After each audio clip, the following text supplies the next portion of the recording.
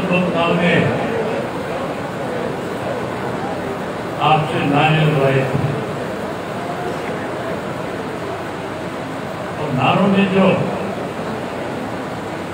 होना चाहिए था, मैं बैठा बैठा महसूस कर रहा था कि हरियाणा के आदमी की आवाज में तो दम है, हरियाणा के व्यक्ति में जो जोश है, जो उत्साह है, वो मैंने परसों हिसार के अंदर देखा था। हिसार में सोशल मीडिया पे चल रहा था, हजारों की संख्या में इकट्ठा किसान सरकार में बैठे लोगों का विरोध कर रहा था, पूरी चुनौती दे रहा था और एक बहुत ही जोश के साथ अपनी आवाज को बुलंद भी कर रहा था। आज भी आप हजारों की संख्या में आए हो और पिछले 2 दिन से लगातार सरकार की तरफ से कोशिश हो रही है कि किसी तरीके से हरियाणा प्रदेश का माहौल खराब हो। कल मुख्यमंत्री ने भी रोहतक में जाकर के, यहाँ मुख्यमंत्री को पहले से किसान यूनियन की तरफ से, कोर्ट प्लाजा में बैठे हुए किसानों की तरफ से आगाह कर दिया गया था, कह दिया गया था कि आप तो अपना कार्यक्रम रद्द करो, अगर आपने इसी तरह का कार्यक्रम जारी रखा तो हम आपका विरोध करेंगे। कल भी हजारों की संख्या में बुजुर्गों ने, नौजवान साथियों ने, माताओं और बहनों ने प्रदेश के मुख्यमंत्री का विरोध किया और प्रदेश का मुख्यमंत्री कहीं किसान को उकसाने के लिए पुलिस का सहारा लेकर के बुजुर्गों के ऊपर लाठियां बरसा करके उनका खून भाग करके कहीं ना कहीं हमें छेड़ने का काम कर रहा था। इसलिए मैं आपसे एक बात कहना चाहूंगा, आपसे नारे लगवाने चाहूंगा 2-3 नारों का जवाब आपकी इतनी ऊंची आवाज में हो कि दिल्ली और चंडीगढ़ में बैठे लोग जो सत्ता में हैं उन्हें इस बात का एहसास हो जाए कि दोबारा से वो इस प्रकार का साहस ना जुटा पाए कि हरियाणा के किसान को इतना कमजोर ना समझे कि वो पुलिस के हजारों जवानों को साथ लेकर के कई काले कानूनों को हमारे ऊपर थोप करके हमें कमजोर करने की कोशिश करे। अपनी आवाज से उनके कान पर ये बात पहुंचाओ कि लोग सोचने पे मजबूर हो जाएंगे, लोग आपकी भावनाओं को समझने पे मजबूर हो जाएंगे। इसलिए मैं नारा लगाऊंगा, आपने नारे का जवाब उसी भाषा में देना है और आवाज बहुत बुलंद होनी चाहिए। जय जवान, जय किसान, जय जवान, जय किसान, किसान एकता जिंदाबाद, जिंदाबाद, किसान एकता जिंदाबाद, जिंदाबाद। बात जाने मोदी ने किसान मजदूर का भाईचारा जिंदाबाद, किसान मजदूर एकता जिंदाबाद, जिंदाबाद। आप काफी लंबे समय से बैठे हो, काम का समय, फसल की कटाई जोरों पे है, उसके बाद भी आप इतनी बड़ी संख्या में आए, आपने इतनी बड़ी संख्या में आकर के आपने एकता का परिचय दिया। वही आज आपने हजारों की संख्या में इकट्ठा होकर के फिर से किसान आंदोलन को ताकत देने का काम किया, इसके लिए आपका आभार व्यक्त करता हूँ।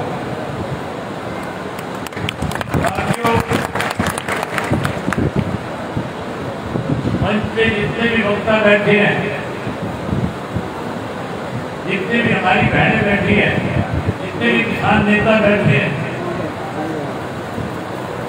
इन सब साथियों ने खुल करके आपके सामने सारी बातें रखी। मैं बलराज सिंह सुंदरवाल जी का इस बात के लिए आभारी हूँ कि उन्होंने इतने काम के समय में आपको यहाँ बुला करके इन सब नेताओं को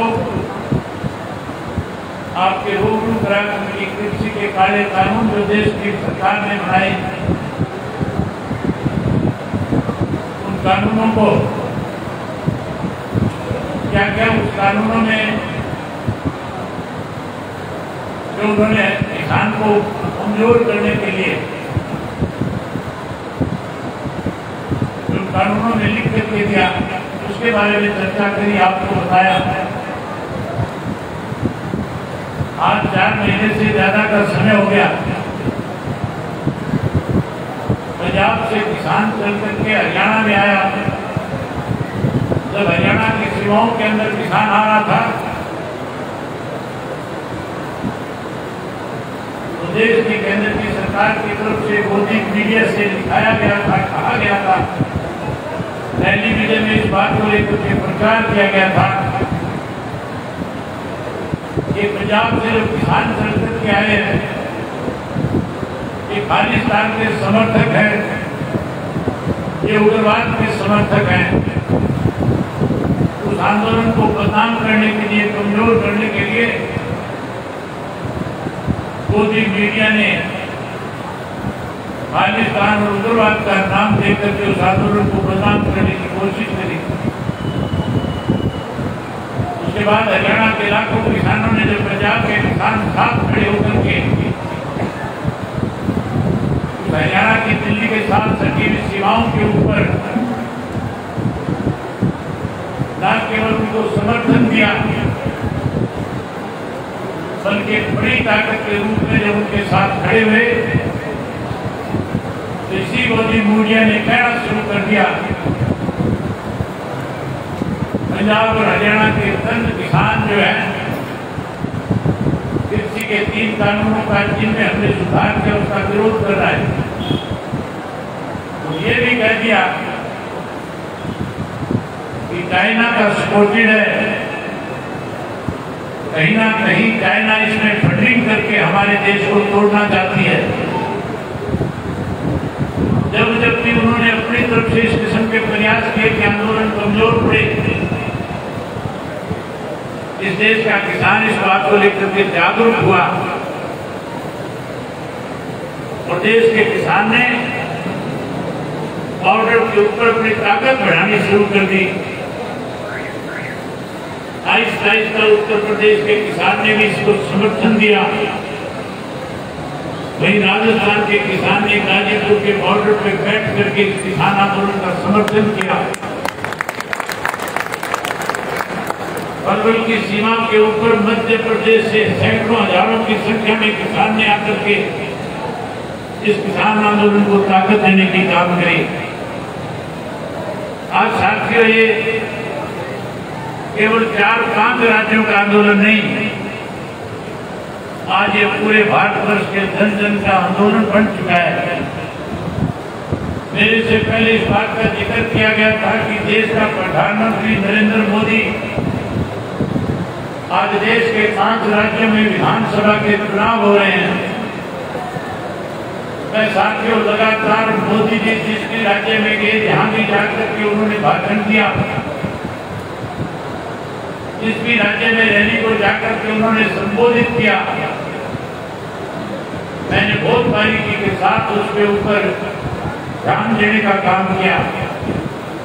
एक भी किसी भी प्रदेश में जाकर के नरेंद्र मोदी ने ये नहीं कहा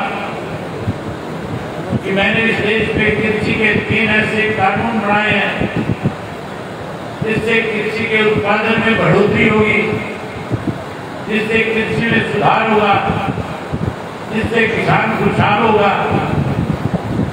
आप उन कृषि के 3 कानूनों पे मोड़ लगा करके भारतीय जनता पार्टी को यहाँ से विजयी बनाओ।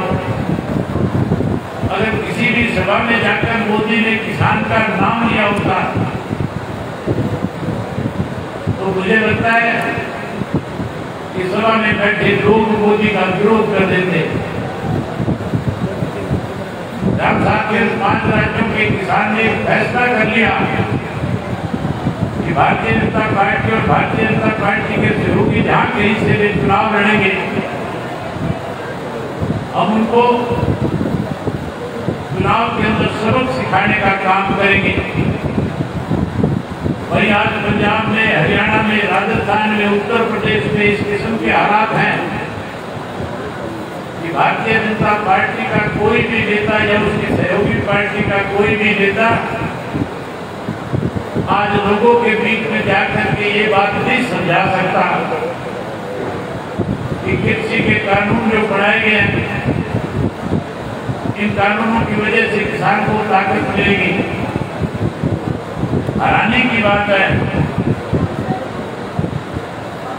अखबारों में खबर देते हैं, मीडिया के रूबरू होकर के कहते हैं हमने कृषि में बड़ा सुधार किया है। हम उनको कहते हैं कि आपने कृषि के 3 कानून बनाए। हमारी बात का जवाब देने की बजाय कहीं इसमें कमियों को, खामियों को छुपाने के लिए दीपापोती करने का काम कर रहे हैं। आज हरियाणा प्रदेश में भाजपा जनता की सरकार को बड़े करीब 1.5 वर्ष हो गया। साथियों, जिस भारतीय जनता पार्टी को हरियाणा प्रदेश के लोगों ने एक फैसला ले लिया था कि हम बीजेपी की सरकार को सत्ता से बाहर करने का काम करेंगे, वही अनेक राजनीतिक दलों के लोग आपके बीच में आकर के कहा करते थे कि अगर आपने हमारी मदद करी, हमारी पार्टी को सत्ता छोड़ने का काम किया तो जो 75 पार का नारा लगा रही है, हम इसको यमुना पार करवाने का काम करेंगे। विशेष रूप से आपके उपकरणा विधानसभा क्षेत्र में जनता के नेता आकर के कहते थे कि आप हमें एक मौका दें, आप हमें एक बार हरियाणा प्रदेश की सेवा करने का समय दें। आप लोगों ने उनके ऊपर विश्वास किया, भरोसा किया, अपना वोट देकर के उनका विधायक मिलकर के यहाँ से भेजने का काम किया। जब वो आपके बीच में आकर के वोट मांगते थे, कहते थे, कोई हरी चूनी टोपाल के नाम से आपके गांव में आकर के आपसे मिल करके आपसे वायदा करके जाते थे। कोई आपके बीच में आपको जलसों की शक्ल में इकट्ठा करके कहते थे हम भाजपा को यमुना पार करेंगे। वही भारतीय जनता पार्टी पे आरोप लगाते थे कि भारतीय जनता पार्टी तो हथियारों की पार्टी है, भारतीय जनता पार्टी समाज को तोड़ने वाली पार्टी है। तो याद दिलाते थे आपको जाट आरक्षण आंदोलन की वो कहानी कि किस तरह से जाट आरक्षण आंदोलन की आड़ के अंदर भारतीय जनता पार्टी की सरकार ने हरियाणा प्रदेश के लोगों को 35 और 36 जात का नारा देकर के आपस में बांटने का काम किया। वो आपसे कहते थे कि उस दौरान, उस आरक्षण आंदोलन के दौरान 32 से ज्यादा इनोसेंट बच्चों को वोट के घाट उतारने का काम किया।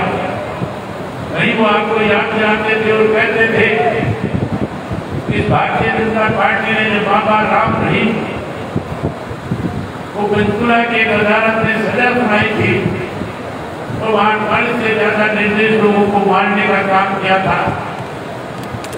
वो तो ये कहते थे कि हथियारों की सरकार से जिन लोगों ने इस प्रदेश के लोगों को मौत के घाट उतारने का काम किया है, हम उनको जेल की सलाखों के पीछे भेजेंगे। आपसे वायदे करते थे और कहते थे चौधरी देवीलाल की नीतियों को आगे बढ़ाएंगे। राम चौधरी देवलाल की नीतियों को आगे बढ़ाएंगे। वही चौधरी देवलाल ने जो पेंशन इस हरियाणा प्रदेश में 100 रुपये भागा शुरू करी थी, हम उस पेंशन को बढ़ा करके 5100 रुपये करके बुजुर्गों का मान सम्मान करेंगे। नौजवान पढ़े लिखे बच्चों से कहा करते थे कि आप हमारी सत्ता की भागीदारी में अपना योगदान देने का काम करो, हम युवाओं की सरकार बनाएंगे, पढ़े लिखे युवाओं को रोजगार देंगे, नौकरी देंगे। जो कोई बच्चा नौकरी से वंचित रह जाएगा, हम उस पढ़े लिखे नौजवान बच्चे को 11,000 रुपये बेरोजगारी के भत्ते के रूप में देंगे। किसान से कहा था कर्जा माफ करेंगे, और खास करके ये बात करते थे कि किसान अपनी फसल मंडी में जब लेकर के जाएगा, हमारी सरकार जब बढ़ेगी 100 रुपये बोनस के रूप में किसान को उसकी MSP के ऊपर बोनस देने का काम करेंगे। आज साथियों 1.5 वर्ष बीत गया, वो लोग जो भाजपा को सत्ता से बाहर करना चाहते थे, उन्हीं लोगों ने इस भारतीय जनता पार्टी को समर्थन दे करके जहां आपका अपमान किया, जहां आपके दिए वोट को अपमानित करने का काम किया, वही कैसे उनको मंत्रिमंडल में जगह मिले, कैसे वो सत्ता में शामिल हो, इसके लिए जाकर के समर्थन दे दिया। समर्थन देने के बाद अपने वायदे पूरे करने की बजाय आप लोगों के सामने परेशानियां खड़ा करने का काम किया। कोरोना की महामारी पिछले 27 मार्च से शुरू हुई थी। मुझे अच्छी तरह से याद है 27 मार्च को देश के प्रधानमंत्री ने लॉकडाउन लगाने का काम किया था। जब लॉकडाउन लगा था, प्रदेश के मुख्यमंत्री ने एक राजनीतिक कमेटी बना करके हम लोगों से कहा था कि हरियाणा प्रदेश के लोगों को कोरोना की महामारी से बचाया जाए, इसके लिए आपका सहयोग समर्थन चाहिए। हमने कहा सरकार का काम है, आप जो भी फैसला लोगे, इस महामारी में हमारे प्रदेश के लोगों की जान ना जाए, हमारे प्रदेश के लोगों की जान बचाई जा सके, इसके लिए जो निर्णय आप लोगे हम आपके साथ रहेंगे। जो जिम्मेवारी आप हमारी सौंपोगे, हम जिम्मेवारी को निभाने का काम करेंगे। वही मैंने मुख्यमंत्री के सामने एक बात रखी थी कि मुख्यमंत्री जी आज 27 मार्च का दिन है, 27 मार्च को लॉकडाउन लगा था, आपने आज 4 अप्रैल को मीटिंग बुलाई है। किसान की गेहूं की फसल खेत के अंदर पकने को तैयार है। इस लॉकडाउन में किसान कैसे अपनी फसल काटने जाएगा, कैसे किसान उस फसल को बेच करके आएगा, और उस किसान की फसल को खरीदने का काम करेगा।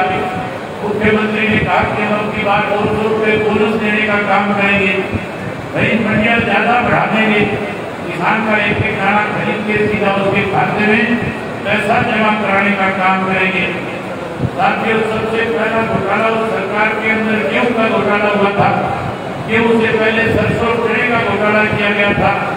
उस गेहूं के घोटाले में 17,000 करोड़ रुपया केंद्र की सरकार की तरफ से प्रदेश की सरकार को हरियाणा के किसान का गेहूं खरीदने के लिए दिया गया था। इन कमबख्तों ने वो पैसा आपको देने की बजाय सीधा बैंक में जमा करा दिया। 2 महीने तक बैंक में जमा रख करके 800 करोड़ रुपया बैंक के कर्मचारियों के साथ मिलकर के सत्ता में बैठे लोगों ने उस पैसे को खाने का काम किया था। जहाँ वो पैसा 800 करोड़ ये निकाल गए, वहीं 2 महीने तक हरियाणा प्रदेश के किसान को बैंकों के चक्कर काटने पड़े थे। बैंकों के चक्कर काट करके किसान परेशान था, दुखी था। जहाँ किसान के सामने समस्याएं इस किस्म की थी, वहीं से प्रदेश के अंदर शराब का माफिया खड़ा करने का काम किया। उसके बाद रजिस्ट्री के घोटाले किए। उसके बाद इस प्रदेश के अंदर भारतीय जनता पार्टी और जेजेपी की सरकार में बैठे लोगों ने इस कोरोना की दवाई के खरीद के नाम के ऊपर 450 करोड़ रुपए फाड़े। वही साथियों, जब किसान ने इस कोरोना की आड़ के अंदर सरकार में बैठे लोगों ने प्रदेश को लूट रही थी, वही देश का प्रधानमंत्री कृषि के 3 काले कानून बना रहा था। ऐसे काले कानून बनाए गए जिसकी वजह से आज किसान लाखों की संख्या के अंदर दिल्ली के अलग बॉर्डर पे बैठ करके प्रधानमंत्री से बारी बारी उनको याद दिला रहा है कि जो वायदे आपने हमारे साथ किए थे, जो बात आपने सत्ता में आने से पहले हमारे साथ की थी, आपने कहा था कि कि बीजेपी की सरकार बनने के बाद किसान का कर्जा माफ हो जाएगा। आपने कहा था स्वामीनाथन की रिपोर्ट लागू कर देंगे। मोदी जी ने ये भी कहा था कि अगर मेरी सरकार बनेगी तो किसान की फसल का लागत मूल्य जो होगा उससे 50% हम उसको ज्यादा दे करके मानव मांग करने का काम करेंगे। आज मोदी जी ने अपने किए हुए वायदे पूरे करने की बजाय 30 सारे कानून बना दिए, इससे दुखी होकर के आज लाखों की संख्या में लोग इस बात का विरोध कर रहे हैं। जहाँ 5 लाखों की संख्या में बैठ के विरोध करते हैं, की संख्या में आए करते हुए हो, आप भी उसी विरोध के लिए करते हुए हो। जहाँ आप इसका विरोध कर रहे हो, जहाँ पंचायतें हो रही है, कई साथियों आज से 3 दिन पहले राकेश टिकैत जब अलवर से अपनी सभा को समाप्त करके वापिस आ रहे थे, किस तरह से इस आंदोलन के अंदर लोगों को उठाया जाए, इसके लिए उन्होंने उनके ऊपर टकराव करने का काम किया था। जो भारतीय जनता पार्टी की सोची समझी चाहत थी कि किसी तरह से किसान को उतर कर दिया जाए, किसी तरह से हालात बिगाड़ दिए जाए, किसी तरह से हालात खराब कर दिए जाए, लेकिन हमारे देश के किसान ने संयम के साथ, शांति के साथ उस आंदोलन को फिर से मजबूत करने का फैसला ले लिया। जो शरारत उनकी थी, वो योजना उनकी थी, भारतीय जनता पार्टी कहीं उस योजना के अंदर कामयाब नहीं हो पाई। वहीं साथियों पिछले 2 दिन से लगातार कहीं डिप्टी चीफ मिनिस्टर शहर में आकर के किसानों को उकसाने का काम कर रहा था, कहीं हमारे प्रदेश का मुख्यमंत्री रोहतक में जाकर के किसानों को उकसाने की कोशिश कर रहा था, कहीं उनके ऊपर लाठी बरसा करके उनका खून बहा रहा था, कहीं उनके खून को, उन आंसुओं को फिर से एक दबाव करने के लिए इस तरह के षड्यंत्र इन्होंने रचने का काम किया था। मैं सत्ता में बैठे लोगों से एक बात कहना चाहूंगा, हमारे देश का किसान जो है वो स्वाभिमानी है। हमारे देश का किसान जो है उसको लड़ाई और आंदोलन करने की फुर्सत नहीं है। हमारे देश का किसान जहाँ इस देश का अन्नदाता है, जहाँ इस देश का पेट भरने का काम करता है, उसी किसान का बेटा देश की सीमाओं की पहरेदारी करने का काम कर रहा है। याद करो उन वक्तों को, सन 1947 से पहले जब ये देश गुलाम हुआ करता था, अंग्रेज जब हमारे ऊपर अत्याचार किया करते थे, उन अत्याचार के खिलाफ अगर कोई लड़ता था तो इस देश का अन्नदाता लड़ने का काम करता था। देश की आजादी में अगर किसी की सबसे बड़ी भूमिका थी इस देश को आजाद कराने के लिए, तो इस देश के किसान की थी। तो 80% आबादी उस वक्त गाँव में रहती थी। उन 80% लोगों ने देश की आजादी के लिए अपने आप को कुर्बान करने का काम किया था, अपना घर बार खेत छोड़ करके उस लड़ाई को लड़ने का काम किया था। जब तक उस लड़ाई के अंदर उस देश को आजाद नहीं हो गया, अपनी उस भागीदारी को, अपनी उस जिम्मेवारी को जारी रखा था। अगर किसान देश को आजाद करा सकता है, अगर किसान का बेटा इस देश की सीमाओं की पहरेदारी कर सकता है, इस देश के अंदर बैठे लोगों को खुले में सांस लेने के लिए अगर वो दिन रात सर्दी और गर्मी की परवाह किए बिना इस देश की सीमाओं पे खड़ा होकर के देश के अंदर घुसपैठ करने वाले लोगों को मुंह तोड़ जवाब दे सकता है, तो फिर देश के प्रधानमंत्री को समझ लेना चाहिए आज आप किसान के साथ छेड़खानी कर रहे हैं, आज आप किसान को उकसाने का काम कर रहे हैं, आज आप उस अन्नदाता को जिसने देश को आजाद कराया, जिसके बेटे ने इस देश की सीमाओं की सुरक्षा करने का काम किया है, वहीं उसकी जमीन उससे छीनने का काम कर रहे हो। हम देश के प्रधानमंत्री को सोचना चाहिए, किसान को जिसको 1 मिनट की मरने की फुर्सत नहीं है, जो अपने खेत में बिजाई के बाद लगातार खेत की फसल की पकाई कर अपने घर बार बच्चों को छोड़ करके उस खेत की चिंता करता है, जो अपने बच्चों से भी ज्यादा उस जमीन से प्यार करता है। अगर उस किसान को उठाने की कोशिश करी, अगर आपने उसको कहीं दबाने की कोशिश करी, किसान किसी से दबता नहीं है, ना किसान कभी किसी के आगे धूड़ी फैलाने का काम करता है। अगर किसान को कोई छेड़ता है तो किसान फिर उसको छोड़ता भी नहीं है। आज बीजेपी की सरकार किसान को छेड़ने का काम कर रही है, लेकिन इस बात को अंदाजा नहीं है। ये किसान जब अपनी कणक की फसल निकाल लेगा, जब फुर्सत में आ जाएगा, खेत में बिजाई कर देगा, फिर ये किसान इस भारतीय जनता पार्टी की सरकार को सबक सिखाने के लिए दिल्ली के चारों तरफ के बॉर्डर के ऊपर इतनी बड़ी संख्या में इकट्ठा हो जाएगा कि देश का प्रधानमंत्री जो आज भिखड़िया रवैया अपनाए हुए हैं, तो देश के प्रधानमंत्री को अपनी बात पे पछतावा होगा और देश के प्रधानमंत्री को अपने किए पे पछतावा करना पड़ेगा, नहीं कृषि के तीनों काले कानून वापिस लेने पड़ेंगे और देश में एमएसपी का कानून बनाना पड़ेगा। जब तक कानून नहीं बढ़ेगा, जब तक तीनों कृषि के काले कानून खत्म नहीं हो जाएंगे, तो अन्नदाता अपना खेत घर बार परिवार छोड़ करके देश की सत्ता को पकड़ने के लिए नामंद हो जाएगा, वहीं सरकार को मजबूर करने का काम करेगा। साथियों, बातें बहुत सारी थी आपके बीच में करने की, लेकिन मजबूरी है, आपके बहुत देर से बैठे हो, मुझे भी 3 और सोनीपत जाना है, वहाँ पे भी कार्यक्रम है, लोगों से मिलना है। इसलिए आपसे याद चाहूंगा, आपसे एक ही बात आखिरी बात कह करके आपसे याद दूंगा। जब साथियों मैंने इस्तीफा दिया था, लोग मेरे इस्तीफे के ऊपर चर्चा करते थे और कहते थे कि अभय सिंह कहीं उंगली कटा करके शहीद होना चाहते हैं। कांग्रेस के लोग कहते थे मैं भारतीय जनता पार्टी की मदद में लगा हूँ। मैं उन साथियों से आपके माध्यम से एक बात पूछना चाहता हूँ कि आप लोग जहाँ जाकर के किसानों के आंदोलन कर रहे थे, जहाँ किसान अपनी लड़ाई को लड़ने का काम कर रहा था, आप कहीं उनके पास कोर्ट प्लाजा पे जाते थे, कभी आप चल करके जहाँ किसान बॉर्डर पे बैठा था उनके बीच में जाकर के कहते थे, मेरे से पहले एक बहन बता रही थी कि बबली जो है आपके गुहाना का विधायक एक गरीब किसानों के बीच में जाकर के कहता था कि अगर आप कहोगे तो मैं इस्तीफा दे दूंगा। नहीं, बरवाड़ा का विधायक भी यही कहता था कि अगर आप लोगों ने कह दिया किसानों ने मुझे आकर के इस्तीफा मांगा तो मैं इस्तीफा दे करके किसान के साथ खड़ा हो जाऊंगा। मैंने साथियों ऐसे लोगों को बेनकाम करने के लिए, ऐसे लोग फिर से किसान के बीच में आकर के घड़िया में आंसू बहा करके ये कह करके कि हम तो आपके साथ खड़े थे, कहीं अपनी राजनीतिक रोटियां ना सेक गए। कांग्रेस के लोग जो लगातार कहीं ना कहीं बैरियर पे जाकर के भाषण देकर के आते थे, जो कहते थे हम किसान की लड़ाई को लड़ने का काम करेंगे। जो भूपेंद्र सिंह हुड्डा मेरे लिए ये कहता था कि अभय सिंह चौटाला तो भारतीय जनता पार्टी की मदद कर रहा है। मैं उससे पूछना चाहता हूँ, आपको बताना चाहता हूँ कि हुड्डा साहब अगर सरकार के खिलाफ नो कॉन्फिडेंस का मोशन ना लेकर के आता तो इस सरकार को 6 महीने सांस नहीं मिलता। अगर नो कॉन्फिडेंस ना करता तो हरियाणा प्रदेश में आज जिस किस्म के हालात बन रहे हैं, आज जिस किस्म से हरियाणा प्रदेश के अंदर लोग जो है आज सत्ता में बैठे लोगों को कहीं सबक सिखाने का काम कर रहे हैं। हरियाणा के लोग उन सत्ता में बैठे लोगों को कहीं ना कहीं मजबूर कर देते। ये सरकार नहीं कहीं किसी भी समय धराशायी हो सकती थी।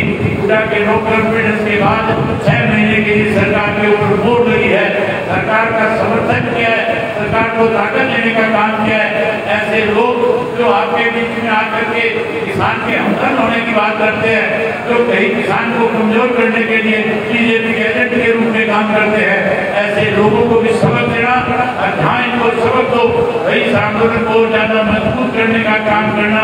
आंदोलन को मजबूत करने के लिए काम का समय हमारे बहुत सारे बड़े बुजुर्ग ऐसे हैं जो सुबह से शाम तक का खेल करके टाइम पास करते हैं।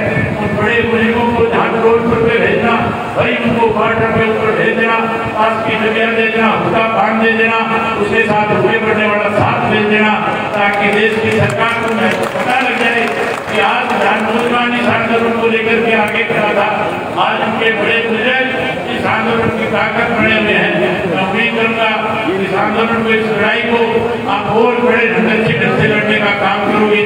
आप इस लड़ाई को लड़ोगे, वही जैसे ही काम का समय खत्म हो जाएगा, साथियों आपके गांव में आऊंगा और गांव के अंदर आकर के इस सरकार के काले कानूनों की नामतोड़ खोलने का काम करूंगा। 15 महीने की जो भारतीय जनता पार्टी और बीजेपी की सरकार है, जिसने हरियाणा प्रदेश के अंदर लूट मचा रखी है, जिसने प्रदेश के अंदर भ्रष्टाचार को बढ़ावा दे रखा है, जिसने प्रदेश के कानून व्यवस्था का दिवालिया निकाल रखा है। अभी मेरे से पहले पंडित पूनम जी कह रही थी कि बेटे कहीं आपके ऊपर भी इस तरह का हादसा ना हो जाए, कि आपके ऊपर भी कोई पत्थर ना फेंक दे, कहीं कोई आपके ऊपर गोलियां ना चला दे। साथियों, पिछले दिनों में हरियाणा प्रदेश के मुख्यमंत्री ने, मैं होली पे उसको राम राम कर रहा था, मुझे मुख्यमंत्री ने आगे से कहा था कि अभय सिंह जी आप लोगों को उसारे हो। मैंने कहा मैं नहीं उसारा, मुख्यमंत्री आपके फैसले ऐसे हैं जिसकी वजह से लोग परेशान हैं, इसके आज आपका विरोध हो रहा है। और मैंने कहा अगर आपने ऐसे ही कानून बनाए तो फिर अभय सिंह अपनी जिम्मेदारी निभाते हुए न केवल उनके लोगों के बीच में जाएगा, बल्कि उनकी हर लड़ाई के अंदर उनके साथ खड़ा होने का काम करेगा। मुख्यमंत्री का और तो कोई जोर चला नहीं था, मेरी जो सिक्योरिटी थी उस सिक्योरिटी को विड्रा कर लिया। उसने ये सोच लिया कि इसकी सिक्योरिटी विड्रा कर लेंगे, लोगों के बीच में नहीं जाएगा। उस मुख्यमंत्री को शायद ये पता नहीं है मेरी एक आवाज के ऊपर हजारों की संख्या में नौजवान मेरे साथ आकर के खड़ा हो जाएगा, खड़ा हो जाएगा। भाई ये नौजवान आने वाले समय में हमारा तख्ता पलट करेगा, उससे पहले तुम्हें सबक भी सिखाने का काम करेगा। ये सारी बातें आपसे कहने और करने के लिए आया था। आपको मेरी चिंता करने की जरूरत नहीं है। इस प्रदेश के अंदर किसी भी राजनीतिक पार्टी की हिम्मत नहीं है। मेरी रगों में चौधरी देवलाल का खून है। कोई भी राजनीतिक ताकत, कोई भी षड्यंत्रकारी इस तरह का षड्यंत्र रद नहीं सकता। उसको पता है कि अगर कहीं छोटी सी भी छेड़खानी कर ली तो उसका बहुत बड़ा खामियाजा भुगतना पड़ेगा। ये बात आपसे करने आया था, आपने मेरी बात सुनी, इस आंदोलन को मजबूत करना, एक बात आपसे कहकर कही जाती है। तो आप सबका बहुत धन्यवाद। जय हिंद, जय हरियाणा।